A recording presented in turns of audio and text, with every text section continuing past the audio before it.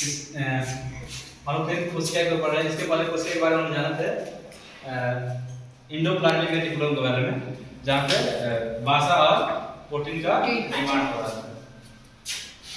अब हम जानेंगे राइबोसोम के बारे में। राइबोसोम क्या करता है? प्रोटीन का निर्माण करता है। राइबोसोम को हम लोग प्रोटीन का फैक्ट्री भी कहते हैं। क्या कहते हैं? प्रोटीन का फैक्ट्री।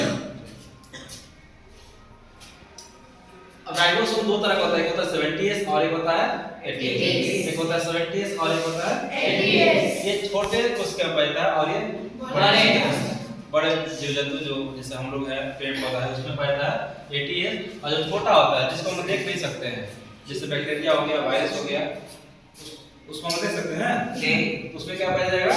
70S राइबोसोम पाया जाएगा। यानी यहाँ पे लिखा है प्रोकैरियोटिक सेल में पाया जाएगा और ये किसमें पाया जाएगा? यूकैरियोटिक। उसके बाद आता है सेल का केंद्रक। केंद्रक को न्यूक्लियस कहते हैं। इसका कोई रॉबर्ट इसमें क्या था? रॉबर्ट। ये प्रोटीन का बनाता है। किसका बनाता है? प्रोटीन। माने 80% इसमें प्रोटीन होता है और 10% जो क्षेत्र होता है वो डीएनए होता है, बाकी अपना जल होता है। अब केंद्रक में क्या क्या करता है? तो पहले पाया जाता है क्रोमोसोम। क्रोमोसोम के बारे में हमने चर्चा किया था। कितना क्रोमोसोम कितना पाया जाता है? 23 जोड़ा। केंद्रक में अपना डीएनए और आरएनए पाया जाता है। इसे ब्रेन ऑफ सेल पाया जाता है। सेल का पूरा जो स्ट्रक्चर होता है इसी के पास होता है। ठीक है, केंद्रक के पास।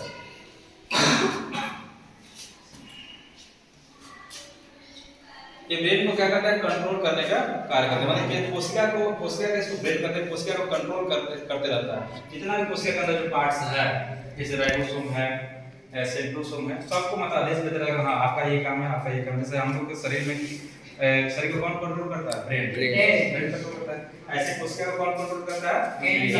ठीक है, न्यूक्लियस कंट्रोल करता है। इसलिए इसी कोशिका का ब्रेन का है, कोशिका का ब्रेन है।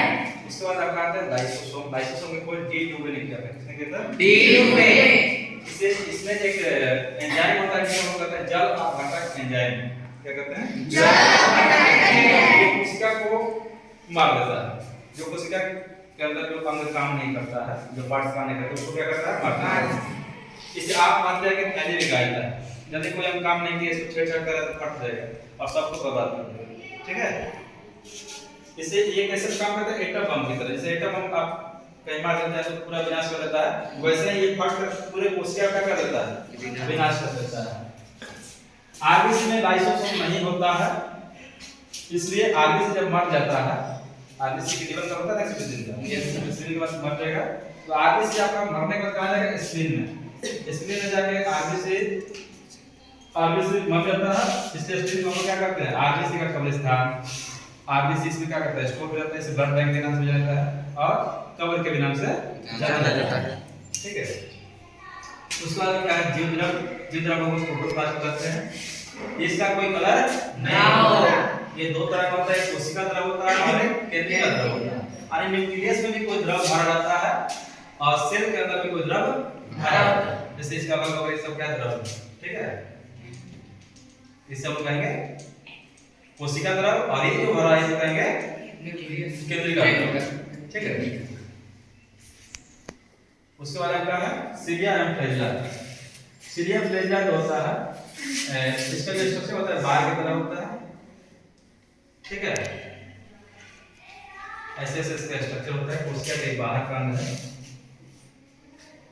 हेयर लाइक स्ट्रक्चर, इसका स्ट्रक्चर कैसा होता है? बाल की तरह होता है। और ये कोशिका का क्या होता है? आउटर पार्ट होता है। कोशिका क्या होता है? Outer part. और इसमें ये जो सीलिया फ्लैजिला होता है, ये कोशिका को मूवमेंट करने का काम करता है, मूवमेंट और फीडिंग करने का काम करता है। फीडिंग मतलब जो अपना खाना खाता है, खाना उसको मतलब खाने का काम करता है। ठीक है, सीलिया फ्लैजिला। फ्लैजिला जो होता है सीलिया से क्या होता है? बड़ा होता है। फ्लैजिला जो होता है सीलिया से क्या होता है? बड़ा। समझे? सीलिया फ्लैजिला क्या करता है? सेल को मूवमेंट होने में क्या करता है? मदद करता है। चलिए एक बार रिपीट करते हैं। राइबोसोम कौन क्या करता है? प्रोटीन। ये प्रोटीन क्या करता है? निर्माण करता है। दो तरह का होता है, 70S और 80S। 70S किसमें पाया जाएगा? इसको हम देख नहीं सकते हैं। और 80S पाया जाएगा। उसके बाद केंद्रक। केंद्रक का कोई किसने किया? केंद्रक में प्रोटीन कितना %? 80%। केंद्रक में डेवलपमेंट का क्रोमोसोम डीएनए पाया जाता है, इसे ब्रेन ऑफ सेल भी कहा जाता है, और ये सेल को क्या करता है, कंट्रोल करने का कार्य करता है। लाइसोसोम का कोई किसने किया था, D2 में इसमें एक एंजाइम पाया जाता है जिसको हम कहते हैं जल अपघटन, ये कोशिका का पाचन करता है, माने फट कर पूरी कोशिका का विन्यास कर देगा। आगे से कोई भी लाइसोसोम नहीं है, द्विध्रुव प्रोटोन, इसका कोई कलर नहीं होता, दो तरह का होता है, एक केंद्रीय द्रव होता है और एक कोशिका द्रव होता है, ठीक है। उसके बाद आपका सीनियर प्लेट है, ये सेल के आउटर पार्ट है जो बाल की तरह होता है, किस तरह होता है, बाल की तरह। ये कोशिका को मतलब मूवमेंट करने में मदद करता है और फीडिंग करने में भी मदद करता है। तो इसके आगे वाले पार्ट हम फिर कोशिका करेंगे।